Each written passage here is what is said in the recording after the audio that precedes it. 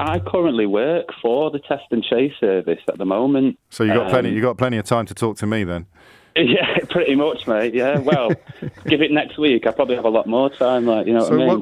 What's going on then? Take it from the top, actually. Talk yeah. Well, no problems at all. Well, I work for Serco. Well, not for Serco. I'm an agency employee, and I've worked there for a good few months before Track and Trace launched. I actually had the misfortune of working with some of the Department for Education helplines, the coronavirus helplines. So does Serco contract to the agency which contracts you? Is that how it works? That's correct. So there's a little slice coming off the top at each turn then, before it ends up in your pocket? That's exactly. I mean, and the bit that goes into my pocket, I've heard people ringing up mentioning £17.50 an hour, £12 an hour. Let me tell you, mate, I ain't on that. I'm on about £8 something an hour. But the total sum per person doing what you're doing is going to be higher than that, because the agency and Serco are taking a piece of the action on the way, as we know. So that might explain some of the confusion. So you got your orders. Talk me through day one. Right. So day one for the Track and Trace training was a PowerPoint and someone talking at you for a day on a Zoom call. No idea what's going on. What to this day, to be honest, I still don't know what's going on. But how long have you been? How long have you been in post? I've been on Track and Chase for at least 4 months plus, and before that, it's early days. It's early days. James, Rome wasn't built in a day, my friend. You've still. 4 months. I've been doing this job for 15 years, mate. I still haven't got a clue what I'm doing either. So we're in good company. Well, yeah, we'll have a swap of jobs if you want to. You can come and do mine. Don't be ridiculous. I'm allergic to that. So, I mean, obviously, I need to ask you roughly how many calls you've made in that 4 month period. Oh, mate, I have made absolutely 0 calls in that 4 months. Not one? Nothing at all. Not one phone call. There's no data. The app doesn't work.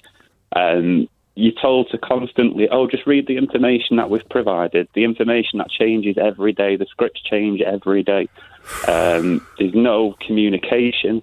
Shifts are changing every day. So you might think you're on, 9 to 5 for 1 week. You look at your rota Friday, you're on 12/8. Nothing you can do about it. You're on employment contracts for an agency. They can get rid of you. Of course, it's the 0 hour stroke gig economy writ large, isn't it?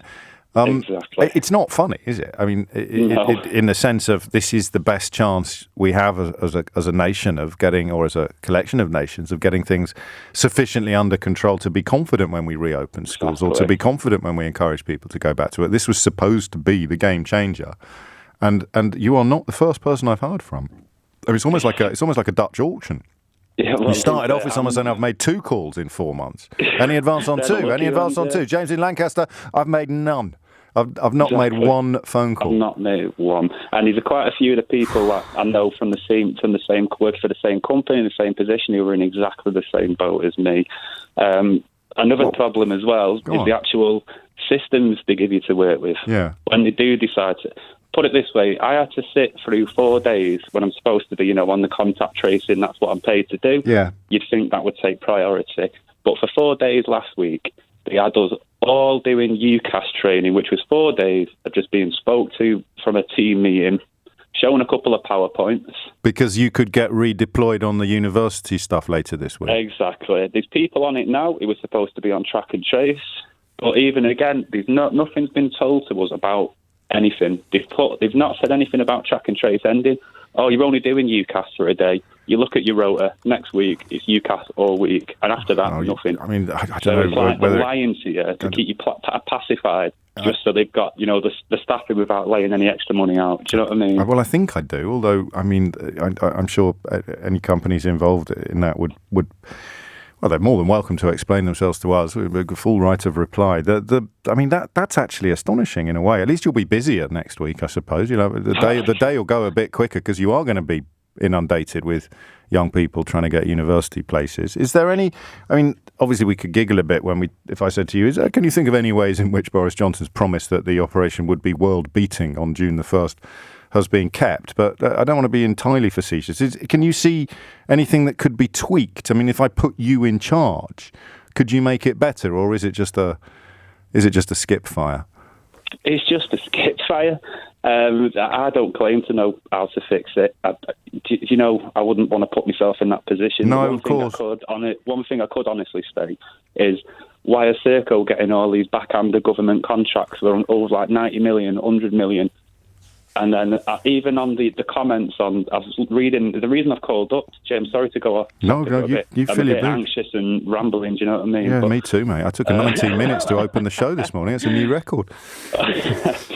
But the other day, last week, we got an email, and it was, Rupert Soames, a Serco owner, has sent personal messages to everyone's working to say the state of the company, how much they're in profit, how many millions they've paid. And then this week I find out, oh yeah, by the way, Track and Trace is ending when we're all, you know, on the less than a livable wage. And they have the cheek to send us an email saying a personalised message from Rupert Soames telling you how much the company is doing. I just feel like that is an absolute kick in the face for anyone who's taken this job like I have, just to put food on the table for the family. Because there's no way, there's nothing else on.